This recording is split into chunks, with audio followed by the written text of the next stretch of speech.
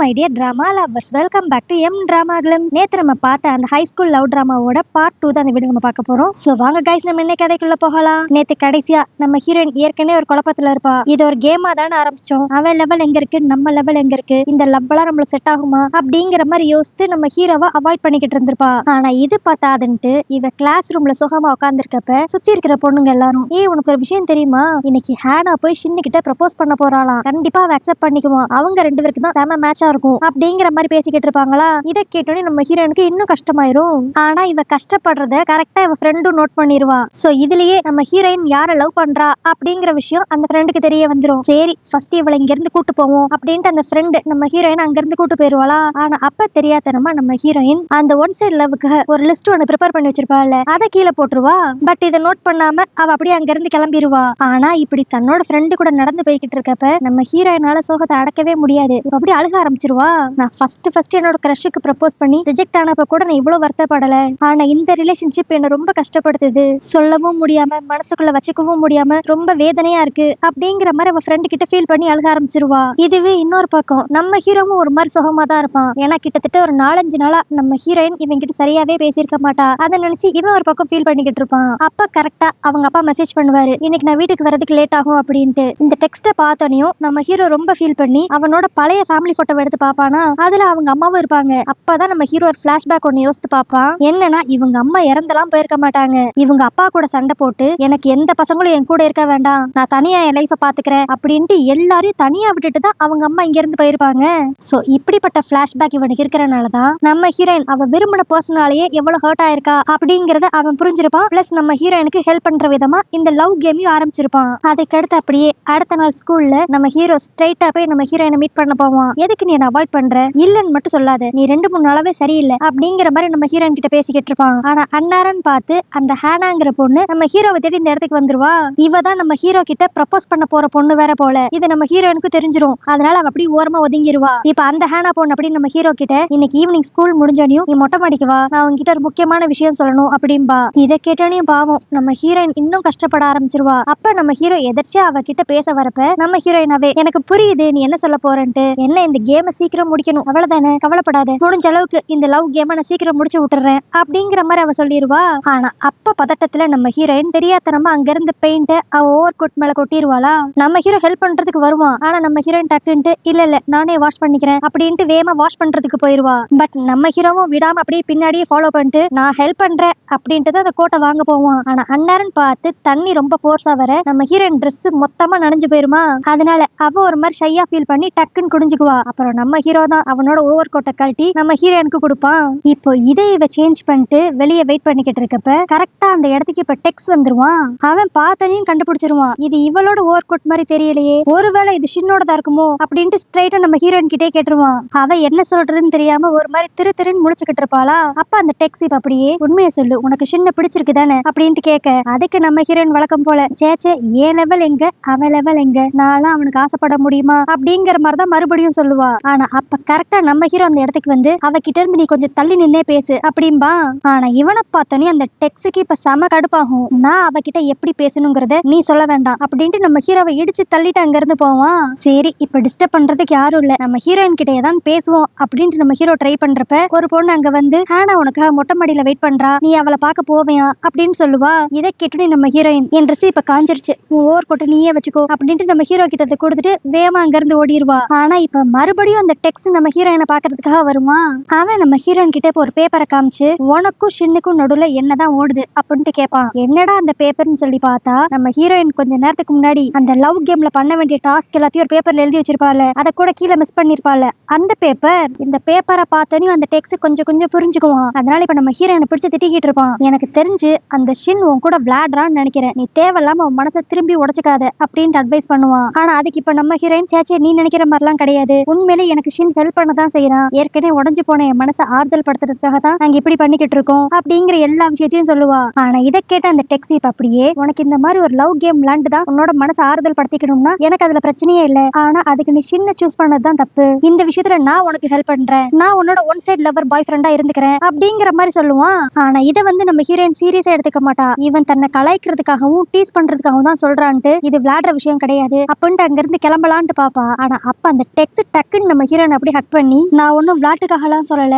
எனக்கு உண்மையிலே உன்னை பிடிக்கும், நீ மறுபடியும் ஷின்னுனால மனசுடைஞ்சு போயிடக்கூடாதுங்கிறதுக்காக தான் உன்கிட்ட நான் இதெல்லாம் சொல்றேன் அப்படின்பா. ஆனா நம்ம ஹீரோயின் ஏற்கனவே வேற ஒரு லவ் பிரச்சனையில இருக்கா. அதனால இவன் சொல்றது எதையுமே காதுல வாங்கிக்காம இப்ப அப்படியே அவன் கையை மட்டும் உதறி விட்டு அங்க இருந்து கிளம்பிடுவா. ஆனா இப்படி தன்னோட வாழ்க்கை ஃபுல்லா பிரச்சனையா இருக்குன்னு தெரிஞ்ச உடனே நம்ம ஹீரோயின் அவளோட ஃப்ரெண்டு கிட்ட தான் போய் எல்லாத்தையும் ஷேர் பண்ணலான்ட்டு போவாளா. அவ ஃப்ரெண்டு நம்ம ஹீரோயின் சொல்றதுக்கு முன்னாடி கண்டுபிடிச்சிருவா, என்ன உனக்கும் ஷின்னுக்கும் பிரச்சனையா அப்படின்ட்டு. நம்ம ஹீரோயின் ஷாக் ஆயிருவா, நான் ஷின்னை தான் லவ் பண்றேன்னு உன்கிட்ட சொல்லவே கிடையாது, நீ எப்படி கண்டுபிடிச்ச?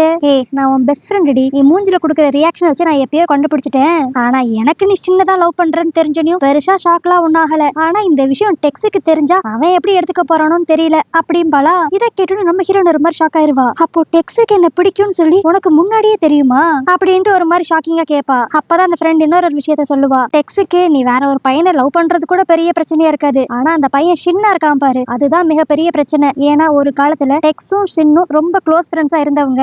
அவங்க ரெண்டு பேருக்குமே மிடில் ஸ்கூல் படிக்கிறப்ப காமனா பிடிச்ச விஷயம் சொல்லி பார்த்தா ரன்னிங் தான். சோ ரெண்டு பேரும் ஒன்னா பிராக்டிஸ் பண்றது, ஒன்னா விளையாடுறது, இந்த மாதிரி தான் ஃபன்னா போய்கிட்டு இருந்துச்சு. ஆனா எப்போ ஷின் வந்து டெக்ஸை விட நல்லா பெர்ஃபார்ம் பண்ண ஆரம்பிச்சானோ அப்போ டெக்ஸ் ஷின் மேல கோவப்பட்டு மொத்தமா ரன்னிங்கே விட்டுட்டான். அப்ப இருந்துதான் இவங்க ரெண்டு பேருக்குள்ளயும் கொஞ்சம் மிஸ் அண்டர்ஸ்டாண்டிங் வந்து ஃப்ரெண்ட்ஸா இருந்தவங்க இப்ப தனித்தனியா பிரிஞ்சு நிக்கிறாங்க அப்படிங்கிற மாதிரி எல்லா கதையையும் இவன் நம்ம ஹீரோயின் கிட்ட சொல்லிடுவா. அதுக்கடுத்து இப்ப அப்படியே அடுத்த நாள் ஸ்கூல்ல தான் காட்டுவாங்க. நம்ம ஹீரோ பிராக்டிஸ் முடிச்சுட்டு போய்கிட்டு இருப்பானா. அப்ப அந்த இடத்துக்கு கரெக்டா டெக்ஸ் வந்து, நேத்து நான் மாயாவை ஹக் பண்ணேன் அப்படின்பா.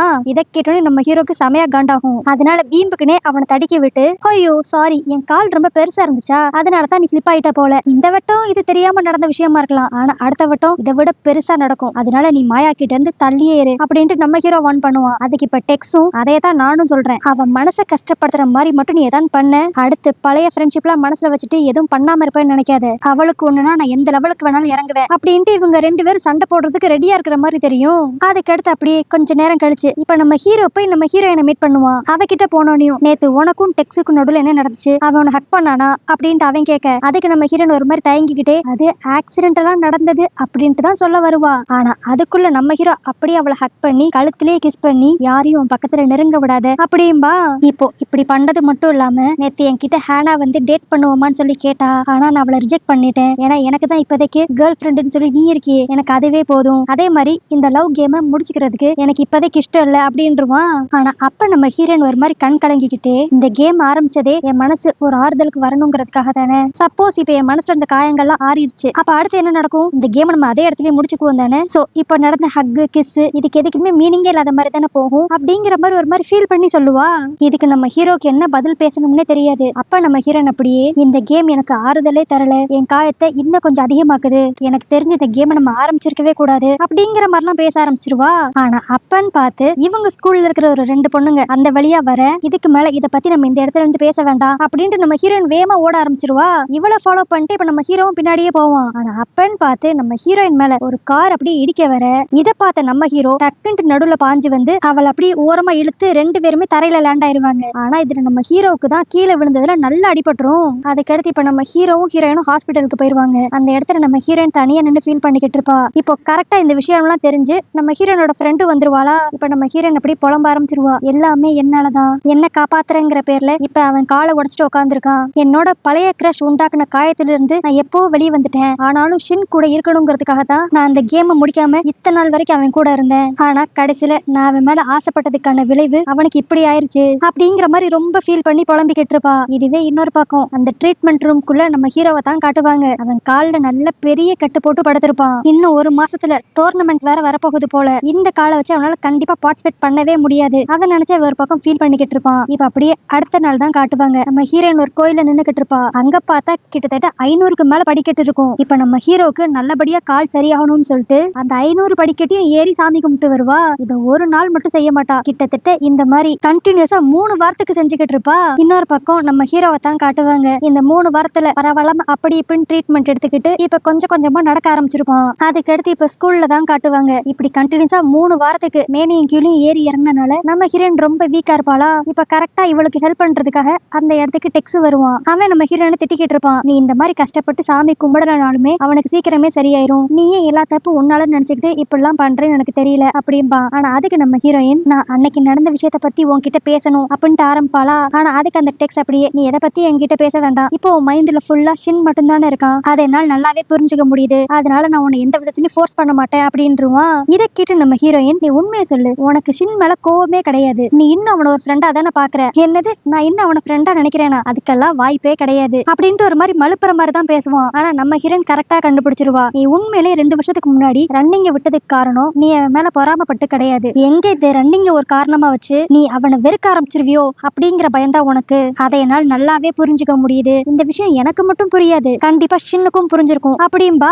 இதை இவ சொன்ன உடனே அந்த டெக்ஸ் ஒரு மாதிரி ஆடி போயிருவான். அவனுக்கு என்ன பேசுறதுன்னே தெரியாது. ஆனா இவன் கொடுக்குற ரியாக்ஷன்லயே இவ்வளவு நேரம் நம்ம ஹீரோயின் சொன்னதெல்லாம் கரெக்ட் அப்படிங்கிற மாதிரி தான் இருக்கும். இதுவே இன்னொரு பக்கம் இப்ப ஹாஸ்பிட்டல்ல நம்ம ஹீரோவை தான் காட்டுவாங்க. அவன் இப்ப ஃபுல்லா ரெக்கவர் ஆயிட்டான். சரி, ஹாஸ்பிட்டல்ல இருந்து டிஸ்சார்ஜ் ஆகிறதுக்கு முன்னாடி ஹீரோயினை பார்க்கணுங்கிறதுக்காக எனக்கு உன்னை பார்க்கணும் போல இருக்கு அப்படின்ட்டு டெக்ஸ்ட் பண்ணலாம் போயிருவான். பட் இருந்தாலும் அவ ஏற்கனவே ஒரு மாதிரி சோகத்துல தான் இருக்கா அப்படின்னு புரிஞ்சுக்கிட்ட இவன் அந்த மெசேஜ் அனுப்பாம விட்டுருவான். ஆனா சர்ப்ரைசிங்லி இவனை தேடி நம்ம ஹீரோயின் இப்ப ஹாஸ்பிட்டலுக்கே வந்திருப்பா. அடுத்து இப்ப 2 பேரும் தனியா உட்காந்து பேசிக்கிட்டு இருப்பாங்களா. அப்ப நம்ம ஹீரோயின் இவன் ஹெல்த் எப்படி இருக்கு அப்படிங்கிற எல்லா விஷயத்தையும் கேட்டு தெரிஞ்சுக்குவா. அப்பதான் அந்த ஷின் ஒரு விஷயத்த சொல்லுவான். இப்ப பரவாயில்லாம அவன் கால் சரியானனால அவன் இந்த டோர்னமெண்ட்ல பார்ட்டிசிபேட் பண்ணணும்னு முடிவு பண்ணிட்டான் போல. இதை கேட்டோன்னு நம்ம ஹீரோயின் ஒரு மாதிரி ஷாக் ஆவா. இப்பதான் உன் கால் கொஞ்சம் கொஞ்சமா சரியா இருக்கு, அதுக்குள்ள இந்த காம்படிஷன்ல நீ சேரணுமா? ஆமா, இந்த காம்படிஷனை நான் ரொம்ப வேல்யூ பண்றேன், அதனாலதான் நீ எனக்காக அந்த இடத்துக்கு வந்து சேர் பண்ணணும்னு நான் ஆசைப்படுறேன் அப்படின்பா. ஆனா இதை கேட்ட நம்ம ஹீரோயின், நீ ஆரம்பத்துல இருந்து என்கிட்ட ரொம்ப நல்ல விதமா தான் நடந்துகிட்ட, பட் அப்படி இருந்தாலும் என்னாலதான் உனக்கு நிறைய பிரச்சனை, அதனால நான் ஒரு முடிவு எடுத்திருக்கேன், நம்மளோட லவ் கேம் இதே இடத்துலயே முடிச்சுக்கலாம் அப்படின்பா.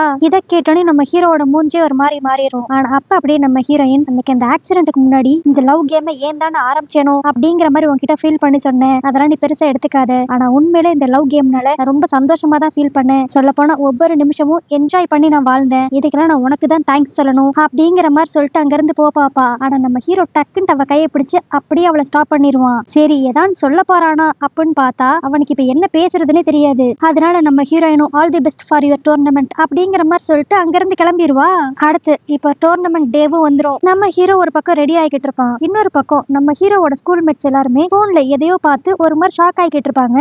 இவங்க எதை பார்த்து இப்படி ஷாக் ஆறாங்கன்ட்டு நம்ம ஹீரோ வந்து பார்ப்பான். அதை பார்த்துன்னு அவன் ஃபேஸும் ஒரு மாதிரி மாறிடும். இதுவே இன்னொரு பக்கம் நம்ம ஹீரோயினை தான் காட்டுவாங்க. அவ இங்க இந்த மேட்சுக்கு வராம அப்படியே வீட்டுல உட்காந்து நம்ம ஹீரோவை பத்தி யோசிச்சு ஃபீல் பண்ணிக்கிட்டு இருப்பா. அப்போ அவளுக்கு வரிசையா நிறைய மெசேஜ் வர மாதிரி இருக்கும். என்னன்னு ஓபன் பண்ணி பார்த்தா அதுல இவ ஸ்கூல்ல இருக்கிற எல்லாரும் இவகிட்ட இப்ப அப்படியே, உனக்கும் ஷின்னுக்கு என்ன சம்பந்தம், நீ எதுக்கு அவன் கூட க்ளோஸா நின்று பேசிக்கிட்டு இருக்க அப்படிங்கிற மாதிரி டெக்ஸ்ட் பண்ணிருப்பாங்க. என்னடா எல்லாரும் இப்படி கேக்குறாங்க அப்படிங்கிற மாதிரி யோசிச்சுக்கிட்டு நம்ம ஹீரோயின் அந்த மெசேஜ் கீழே இருக்கிற போட்டோவை பாப்பாளா. பார்த்தா அதுல கடைசியா அந்த ஆக்சிடென்ட் ஆறதுக்கு முன்னாடி நம்ம ஹீரோயின் ஹக் பண்ணிருப்பான்ல, அந்த போட்டோ இப்ப ஸ்கூல் ஃபுல்லா சர்க்குலேட் ஆக ஆரம்பிச்சிருக்கும். இதை நிறைய பேர் Facebookல வேற போட்டு நம்ம ஹீரோ ஹீரோயின் 2 பேரும் திட்டுற மாதிரி எல்லாம் கமெண்ட்ஸ் பண்ணிருப்பாங்க. இவளுக்கு அந்த ஷின் கேக்குதா, அது மட்டும் இல்லாம அந்த ஷின்னுக்கு அறிவிலையா என்ன, இவளை போய் சூஸ் பண்ணிருக்கான் அப்படின்ட்டு நம்ம ஹீரோவையும் திட்டி மெசேஜ் போட்டிருப்பாங்க. ஆக்சுவலி இதே மாதிரி ஒரு சம்பவம் தான் இவ ஸ்டார்டிங்ல அவ ஃபர்ஸ்ட் கிரஷுக்கு ப்ரப்போஸ் பண்றப்ப இவளுக்கு நடந்திருக்கும். இப்போ அதே மாதிரி விஷயம் சோசியல் மீடியால திரும்பவும் நடக்குது அப்படின்னு தெரிஞ்சோனையும் நம்ம ஹீரோயினுக்கு அப்படியே ஒரு மாதிரி தலை சுத்துற மாதிரி ஆயிரும். ஆனா அப்பன்னு பார்த்து கரெக்டா அந்த டெக்ஸ்ட் நம்ம ஹீரோயினுக்கு கால் பண்ணுவான். இப்போ போன் அட்டன் பண்ண உடனே நம்ம ஹீரோயின் அப்படி அழுக ஆரம்பிச்சிருவா. என்னால பாவம் ஷின்னுக்கு தான் பெரிய பிரச்சனை, எல்லாரும் இப்ப அவனையும் வெறுக்க ஆரம்பிச்சிட்டாங்க அப்படின்ட்டு அழுவாளா. ஆனா அதுக்கு அந்த டெக்ஸ்ட் அப்படியே, இங்க பாரு கொஞ்சம் அமைதியா இரு, நீ தான் அதை நினைச்சு ரொம்ப பெருசா ஃபீல் பண்ணிக்கிற, ஆனா ஷின் மித்தவங்க சொல்றதெல்லாம் ஒரு பொருட்டா கூட மதிக்கவே இல்லை, அவன் வாட்டுக்கு அவனோட டோர்னமெண்ட்ல தான் கான்சென்ட்ரேட் பண்ணிக்கிட்டு இருக்கான், அதனால நீ அவனை நினைச்சு தேவையில்லாம கவலைப்படாத. ஆனா எனக்கு ஒரு விஷயம் தான் புரியல, அவனுக்கு இப்பதான் கால்ல அடிபட்டுச்சு, அப்படி இருந்தும் அவன் இப்படி ஓட வந்தான்னு எனக்கு புரியல. இந்த நிலைமையில அவன் ஓடினானா கண்டிப்பா அவன் ஜெயிக்கிறதுக்கு வாய்ப்பே கிடையாது, லாஸ்ட் தான் வருவான். பட் மேபி நீ வந்து சேர் பண்ணா அவன் ஃபர்ஸ்ட் வரதுக்கு வாய்ப்பு இருக்கு அப்படிங்கிற மாதிரி சொல்லி இப்ப நம்ம ஹீரோ பிராக்டிஸ் பண்ணிக்கிட்டு இருக்க எல்லாத்தையும் வீடியோவா எடுத்து அந்த டெக்ஸ்ட் நம்ம ஹீரோயினுக்கு அனுப்புவான். இந்த வீடியோவை பார்த்தோன்னே இப்ப நம்ம ஹீரோயின் எதை பத்தி யோசிக்காம ஸ்ட்ரைட்டா அந்த டோர்னமெண்ட் நடக்கிற இடத்துக்கே வந்துருவா. அங்க கரெக்டா நம்ம ஹீரோவும் இப்ப ட்ராக்குக்கு வந்து ஓட ரெடியா இருப்பானா. அப்ப நம்ம ஹீரோயின் அப்படியே கத்துவா, ஷின் உன்னால கண்டிப்பா முடியும், நீ ஜெயிப்ப அப்படிங்கிற மாதிரி சவுண்டா கத்துவாளா. இது நம்ம ஹீரோக்கும் கேட்டுரும். இவளை பார்த்தோன்னே நம்ம ஹீரோவுக்கு இன்னும் எக்ஸ்ட்ரா எனர்ஜி கிடைச்ச மாதிரி தான் இருக்கும். ஆனா இவ இப்படி இங்க நின்று கத்திக்கிட்டு இருக்கிறத இப்ப மித்த ஸ்டூடெண்ட்ஸ் எல்லாம் பார்த்து, இவ தானே அந்த போட்டோல இருந்த பொண்ணு, இவ என்ன சீன் போடுறதுக்காகவே இங்க வந்திருக்காளா அப்படிங்கிற மாதிரி எல்லாம் பேச ஆரம்பிப்பாங்க. ஆனா இந்த வட்டம் நம்ம ஹீரோயின் மித்தவங்க சொல்ற எதையுமே காதுல வாங்கிக்காம நம்ம ஹீரோக்காக ஷேர் பண்ற விதமா அப்படியே கத்திக்கிட்டே இருப்பா. இப்ப இவளுக்கும் நம்ம ஹீரோக்கும் சப்போர்ட் பண்ற விதமா நம்ம ஹீரோயினோட ஃப்ரெண்டு அந்த டெக்ஸ் எல்லாருமே ஷின்னுக்காக இப்ப கத்த ஆரம்பிச்சிருவாங்க. அதுக்கடுத்து இப்ப டோர்னமெண்ட்டும் முடிஞ்சிரும். நம்ம ஹீரோ தனியா ஏதோ ஒரு பேப்பரை பார்த்துட்டு ஃபீல் பண்ணிக்கிட்டு இருக்கிற மாதிரி இருக்கும். என்ன பேப்பர்னு சொல்லி பார்த்தா நம்ம ஹீரோயின் ஒன் சைட் லவ்வுக்காக என்னென்னலாம் பண்ணணும்னு சொல்லி ஒரு லிஸ்ட் ரெடி பண்ணிருப்பாள். அந்த பேப்பர். அதை இப்ப பாத்துக்கிட்டு இருந்த நம்ம ஹீரோ இப்ப என்ன நினைச்சான்னு தெரியல, டக்குன்னு நம்ம ஹீரோயினை தேடி ஓடுவான். இத பார்த்து நம்ம ஹீரோயினோட ஃப்ரெண்டும் அந்த டெக்ஸும் இவன் மேட்ச்ல தான் தோத்துட்டான், ஆனா வாழ்க்கையிலும் தோத்துற கூடாதுன்ட்டு எப்படி ஓடுறான் பாரு அப்படின்ட்டு கலாய்ச்சிக்கிட்டு இருப்பாங்க. சோ அப்பதான் நம்மளுக்கு தெரியும் இப்ப நடந்த டோர்னமெண்ட்ல ஜஸ்ட் மிஸ்ல நம்ம ஹீரோ செகண்ட் பிளேஸ் வந்திருப்பான் போல.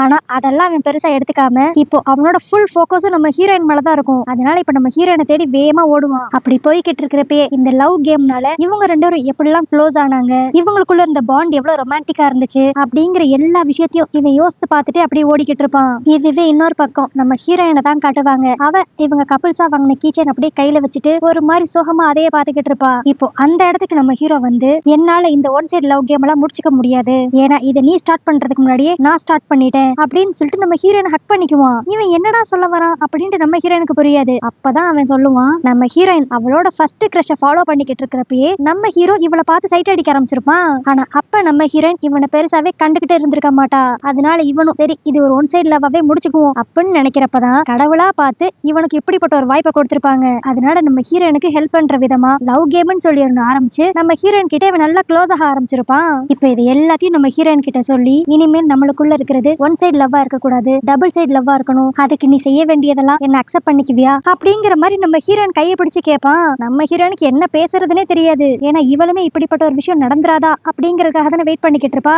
இப்ப நம்ம ஹீரோவே இப்படி கேட்டனையும் அவ இப்ப அப்படி சந்தோஷத்துல நானும் உன்னை ரொம்ப லவ் பண்றேன் அப்படின்ட்டு ஹக் பண்ணிக்குவா. அப்புறம் என்ன அந்த ஹக் அப்படியே கிஸ் ஆகி அங்கேயே அவங்க ரெண்டு பேரும் அவங்க லவ் ஃபுல்லா எக்ஸ்பிரஸ் பண்ணிக்குவாங்க. சோ இந்த மாதிரி ஒரு ஹாப்பி எண்டிங்கோட இந்த ஹை ஸ்கூல் லவ் ஸ்டோரி இங்க முடியுது. சோ ஓகே கைஸ், இந்த லவ் ஸ்டோரி உங்களுக்கு பிடிச்சிருந்துச்சுன்னா லைக் பண்ணிருங்க, ஹைப் பண்ணிருங்க, அப்படியே உங்க ஃப்ரெண்ட்ஸ் எல்லாருக்கும் ஷேர் பண்ணிருங்க. நெக்ஸ்ட் வீக் உங்களுக்கு என்ன மாதிரி கதை வேணுங்கிறதையும் கீழே மறக்காம கமெண்ட்ல மென்ஷன் பண்ணிருங்க. வேற ஒரு வீடியோல உங்களை பாக்குறேன். அது வரைக்கும் பை.